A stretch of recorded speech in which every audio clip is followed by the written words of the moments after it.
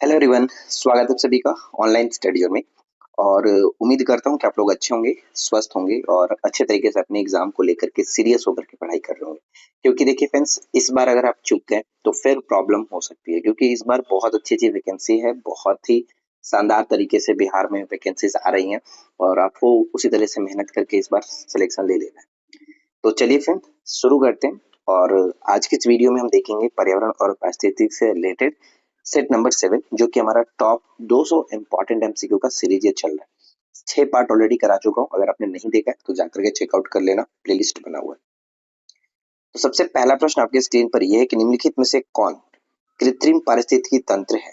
यानी कृत्रिम का मतलब तो सिंथेटिक आप समझ ही सकते हैं, जो मानव निर्मित होता है उसे हम लोग कहते हैं कृत्रिम, और एक होता है प्राकृतिक, जो कि ऑलरेडी प्रकृति से मिली हुई होती है।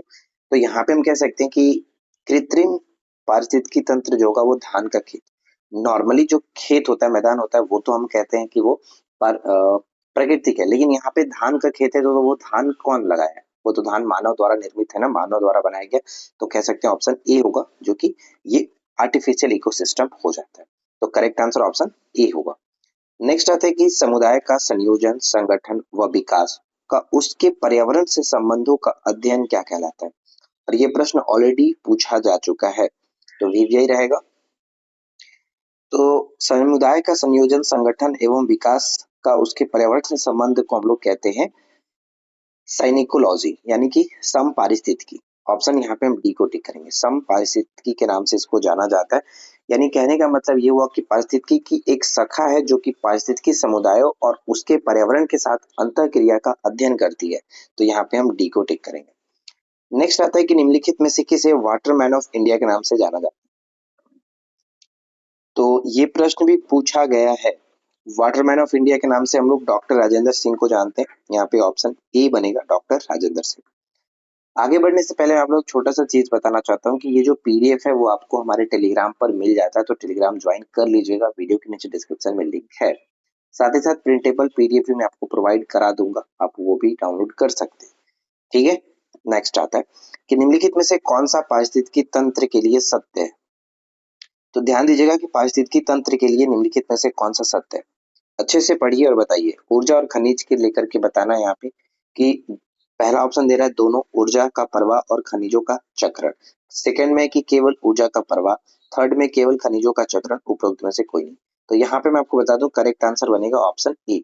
अब कैसे होता है कि दोनों ऊर्जा का भी प्रवाह होता है और खनिजों का चक्रण होता है, इसके लिए मैं आपको एक नेक्स्ट स्लाइड पे समझाता हूँ। देखिए, पारिस्थितिकी तंत्र यानी इकोसिस्टम दो मुख्य प्रक्रियाओं पर आधारित होता है, जो कि पहला हमारा बनता है कि ऊर्जा का प्रवाह। अब फ्लो ऑफ एनर्जी कैसे होता है? सूर्य से आने वाली ऊर्जा पौधों द्वारा प्रकाश संश्लेषण में उपयोग की जाती है, राइट। यह ऊर्जा शाकाहारी, मांसाहारी तथा अन्य जीवों में क्रमशः स्थानांतरित होती है। करेक्ट है। एक यानी यह एक दिशा यानी यूनिडायरेक्शनल होती है, यानी एक ही दिशा में बहती है और पुनः लौटती नहीं है। तो यहाँ पे ऊर्जा का प्रवाह तो समझ में है। सेकंड क्या है कि खनिजों का चक्र। यहाँ पे ये समझेंगे कि जैसे कि कार्बन, नाइट्रोजन, जल, फास्फोरस आदि का चक्र कैसे होता है। तो ये खनिज जैविक और अजैविक घटकों के बीच घूमते रहते हैं। यह प्रक्रिया पुनरावृत्त यानी कि साइक्लिक फॉर्म में होती रहती है। तो यहाँ पे कह सकते हैं कि दोनों के दोनों पॉइंट्स होगा, करेक्ट होगा कि ऊर्जा का प्रवाह भी होता है और खनिजों का चक्रण भी होता है। तो करेक्ट आंसर ऑप्शन ए बन जाएगा। नेक्स्ट क्या आता है? नेक्स्ट प्रश्न आता है कि इकोसिस्टम के संबंध में निम्न में से क्या सत्य है? ध्यान दीजिएगा कि इकोसिस्टम के संबंध में क्या सत्य है। आराम से पढ़िएगा, बहुत इंपॉर्टेंट सवाल है ये। देखिए, इकोसिस्टम में जीवों की जो संख्या है ऊर्जा के प्रवाह एवं एक पिरामिड जैसी संरचना में होती है, जिसे हम आहार श्रृंखला पिरामिड के नाम से जानते हैं। जैसे उत्पादक, उत्पादक में कौन आते हैं? पौधे, शैवाल, जो कि सूर्य के प्रकाश से ऊर्जा लेकर के भोजन बनाते हैं। यानी जो उत्पादक मैंने बात किया, ये सभी उपभोक्ताओं का आधार होता है। सबसे नीचे यही होते हैं, सभी उपभोक्ताओं का। उपभोक्ता का मतलब प्राथमिक उपभोक्ता, द्वितीय उपभोक्ता, ये सब। ठीक है। तो उत्पादक जो होते हैं वो सभी उपभोक्ताओं का आधार होता है और इनकी संख्या सबसे अधिक है। तो हम यहाँ पे ये कहेंगे, अकॉर्डिंग टू ऑप्शन सी बनेगा कि उत्पादक प्राथमिक उपभोक्ताओं से अधिक होते हैं। ठीक है। ऑप्शन यहाँ पे सी बन जाता है करेक्ट आंसर। समझा दिया मैंने आपको कैसे। प्राथमिक उपभोक्ता में कौन आएंगे? हिरण, गाय, कीट, ये सब आ सकते हैं, क्योंकि उत्पादक को खाने वाला भी तो कोई होना चाहिए। जैसे उत्पादक में पौधे, शैवाल, सब आते हैं। तो प्राथमिक उपभोक्ता में कौन आएगा? हिरण, कीट, ये सब। ठीक है। नेक्स्ट आता है कि निम्नलिखित में से किस कार्य से पारिस्थितिकी संतुलन बिगड़ता है? किस कार्य से पारिस्थितिकी संतुलन बिगड़ता है? तो जनरली हम देखेंगे कि अगर वनों की कटाई होगी, लकड़ी की कटाई होगी, तो पारिस्थितिकी संतुलन तो बिगड़ेगा ही। तो करेक्ट आंसर यहाँ पे ई बन जाता है। नेक्स्ट है कि निम्नलिखित में से कौन एक सर्वाधिक भंगुर पारिस्थितिकी तंत्र है जो वैश्विक तापन द्वारा सबसे पहले प्रभावित होगा? सबसे पहले प्रभावित होगा, अगर वैश्विक तापमान यानी बढ़ता है तो सबसे पहले प्रभावित होगा आर्कटिक और ग्रीनलैंड का हिम चादर। तो ऑप्शन ए बन जाता है करेक्ट। अगला है कि झील पारिस्थितिकी में पोषक तत्वों के प्रचुरण की प्रक्रिया को क्या कहते हैं? यानी अगर झील पारिस्थितिकी में पोषक तत्वों का प्रचुरण की प्रक्रिया को क्या कहते हैं? तो हम यहाँ पे ये कह सकते हैं कि वह प्रक्रिया जिसमें झीलों, तालाबों या फिर अन्य जलाशयों में पोषक तत्व विशेष रूप से नाइट्रेट और फास्फोरस की अत्यधिक वृद्धि हो जाती है, उसे हम कहते हैं यहाँ पे यूट्रोफिकेशन। ठीक है, यूट्रोफिकेशन कहा जाता है, ऑप्शन डी होगा। और इस प्रक्रिया के कारण क्या होता है कि जल की गुणवत्ता जो कि वो खराब हो जाती है। ठीक है, यहाँ पे ध्यान में रखना है, ऑप्शन डी होगा करेक्ट।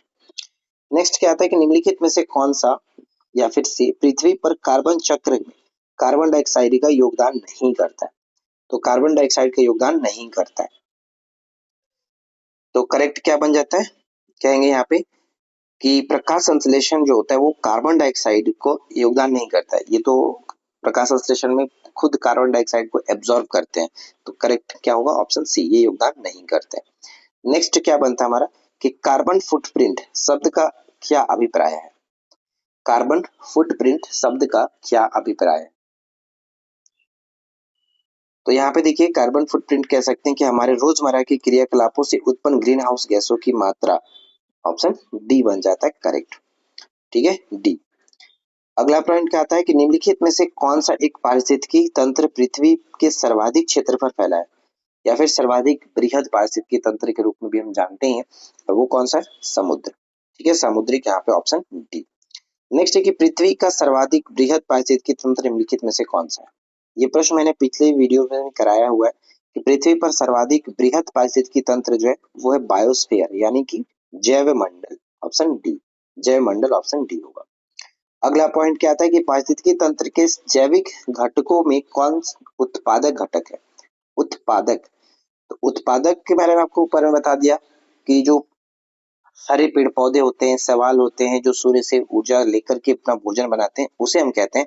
यानी यहाँ पे अकॉर्डिंग टू ऑप्शन डी हो जाता है। बहुत ही सिंपल सा था, लेकिन क्या करूं, क्वेश्चन पूछा गया तो मुझे भी कराना फर्ज बनता है।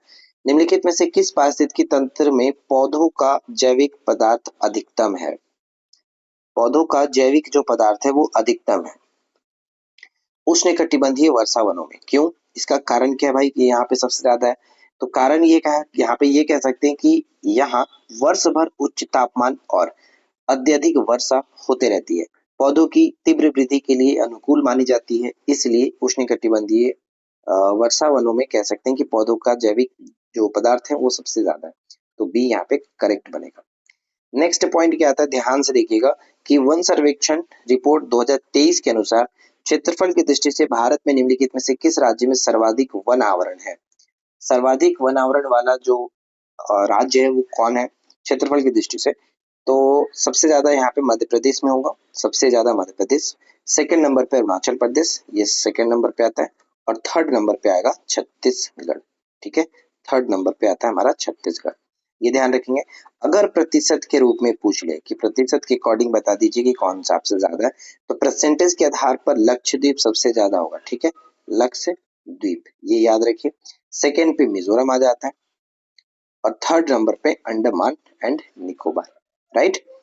वन एवं वृक्ष आवरण में अधिकतम वृद्धि किसने दिखाया? तो छत्तीसगढ़ ने सबसे ज्यादा वृद्धि दिखाया।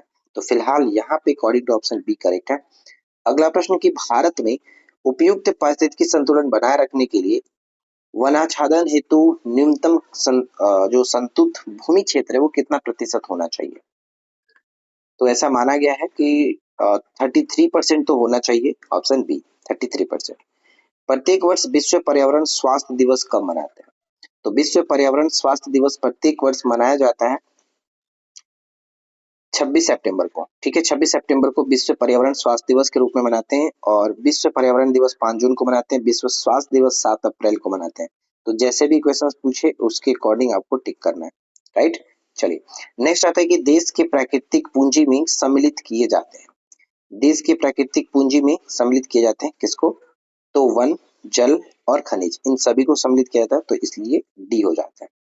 अगला प्रश्न कि वे संसाधन जो हमारे प्रकृति द्वारा प्रदत्त होते हैं उसे क्या कहते हैं? यानी वह संसाधन जो प्रकृति के द्वारा हमें मिलते हैं उसे क्या कहेंगे? प्राकृतिक संसाधन ही तो कहेंगे। यहाँ पे ए होगा, प्राकृतिक संसाधन। नेक्स्ट की नेरी, ये प्रश्न बहुत बार पूछा जाता है, खासकर इसका फुल फॉर्म, जैसे कि इसका फुल फॉर्म होता है national environmental engineering research institute. ये कहाँ अवस्थित है? जिसकी स्थापना की गई थी, ध्यान रखिएगा, 1958 में इसकी स्थापना की गई थी, ठीक है, 1958 में नागपुर में स्थित है। Option C Nagpur. अगला प्रश्न की पृथ्वी शिखर सम्मेलन का आयोजन किया गया था, यानी पहला जो पृथ्वी शिखर सम्मेलन का आयोजन किया गया था वो 1992 में किया गया था, रियो डी जेनेरियो में। यहाँ पे रियो करेक्ट होगा, ऑप्शन सी रियो। नेक्स्ट की सस्टेनेबल डेवलपमेंट, सस्टेनेबल डेवलपमेंट के लिए सर्वोत्तम कारक कौन सा? तो सबसे जो सर्वोत्तम कारक के रूप में हम जानते हैं कि पर्यावरण को अगर हमें सस्टेनेबल डेवलपमेंट करना है तो 3 आर हमें यूज करना होगा, 3 आर, जिसका मतलब होता है रिड्यूस, रीयूज और रिसाइकल, ठीक है, रिड्यूस, रीयूज, रिसाइकल, ये हम कहेंगे उपरोक्त सभी, ऑप्शन डी हो जाता है। नेक्स्ट है कि वन संरक्षण अधिनियम कब पारित हुआ था? वन संरक्षण अधिनियम कब पारित हुआ? तो ये पारित हुआ था 1980 में, 1980 में वन संरक्षण अधिनियम 1980, ऑप्शन बी। पर्यावरण संरक्षण जो था वो 1986 था। अगला प्रश्न आता है कि पिछले कुछ वर्षों से पर्यावरण की अति दोहन से सर्वाधिक नुकसान क्या हुआ है? सर्वाधिक नुकसान क्या हुआ है? तो कह सकते हैं कि सर्वाधिक जो नुकसान हुआ है कि जैव विविधता में कमी आई है, ठीक है, जैव विविधता में हमें कमी देखने को मिला है, तो यहाँ पे ऑप्शन बी हो जाता है करेक्ट, राइट। आगे बढ़ते हैं। नेक्स्ट देखिए क्या कह रहा है, नेक्स्ट कह रहा है कि सतत विकास की अवधारणा किसकी देन है? सतत विकास की अवधारणा किसकी देन है? तो यहाँ पे करेक्ट आंसर बनेगा ब्रेटलैंड आयोग, ठीक है, ब्रेटलैंड आयोग करेक्ट आंसर बन जाता है। अब मैं आपको बता दूं कि ब्रेटलैंड आयोग जो था सस्टेनेबल डेवलपमेंट की अवधारणा को 1987 में आवर कॉमन फ्यूचर नामक रिपोर्ट में प्रस्तुत किया गया था। ध्यान रखिएगा, आवर कॉमन फ्यूचर, और यह जो रिपोर्ट था वो ब्रेटलैंड आयोग द्वारा प्रस्तुत किया गया था, इसलिए यहाँ पे फिलहाल ऑप्शन ए हो जाता है करेक्ट। और इस आयोग के अध्यक्ष कौन थे? तो थ्रीगो हार, देखिए यहाँ पे मैंने लिख भी रखा है, थ्रीगो हार्लेम ब्रेटलैंड, ठीक है, थ्रीगो हार्लेम ब्रेटलैंड इस आयोग के अध्यक्ष थे। तो ये नाम याद रखना, हो सकता है कि पेपर में कभी कभी पूछ ले या फिर कथन फॉर्मेट में पूछ ले, तो इम्पोर्टेंट है, ठीक है। आई होप कि फ्रेंड्स आप लोगों को आज का ये 25 क्वेश्चंस अच्छा लगा होगा। वीडियो कैसा लगा जरूर बताइएगा, पसंद आया हो तो लाइक और शेयर कर दीजिएगा। चैनल पर अगर आप पहली बार अगर आप आए हैं और आप पहली बार वीडियो को देख रहे हैं, अगर आपने अभी तक सब्सक्राइब नहीं कर रखा है तो आपसे एक छोटा सा रिक्वेस्ट है कि प्लीज वीडियो को मतलब चैनल को सब्सक्राइब कर लीजिए और बगल में घंटे वाले बटन को ऑल पे सेट कर लीजिए ताकि सभी वीडियो की नोटिफिकेशन आपको मिलती रहे। तो चलिए मिलते हैं नेक्स्ट वीडियो में नए टॉपिक के साथ। Thanks for watching, keep watching, keep learning, have a good day.